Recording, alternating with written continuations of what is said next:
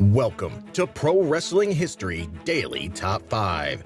I'm your host, the Eclectic Gentleman, Stephen Watts, and join me as I count down the top 5 moments for this day in pro wrestling history. But before we get started, don't forget to like, share, and subscribe. And without further ado, let's get our wrestling history on. Number 5, 1990. Liz Mark defeats Fabuloso Blondie for the NWA World Light Heavyweight title. Number 4, 1972. Billy Red Cloud defeats Art Thomas to win the WWA World Heavyweight title. Number 3, 2001. The 155th and final edition of WCW Thunder airs. Its main event sees Jeff Jarrett and Scott Steiner defeat Dustin Rhodes in a handicap match. Number 2, 1972. Chris Candido is born.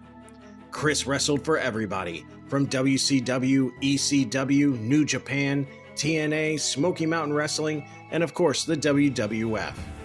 He held titles everywhere he went, to include the WCW Cruiserweight title, the ECW Tag Team titles, the WWF Tag Team titles, and of course, the NWA World Heavyweight title. Number 1, 1991. The first and last Starrcade in Japan event is held at the Tokyo Dome in Japan, featuring WCW and New Japan stars on the same event. The show would be broadcast via pay-per-view in April 1991. The main event sees IWGP Heavyweight Champion Tsunami Fujinami pin WCW World Champion Ric Flair with an abdominal stretch into a roll-up after suplexing Flair into the ring. This is moments after referee Bill Alfonso was knocked down and Fujinami backdropped Flair over the top rope, which would have been a disqualification underneath WCW rules. At the press conference at the end of the show, Flair took back the WCW title and told Fujinami if he wanted it, he'd have to come to America and take it.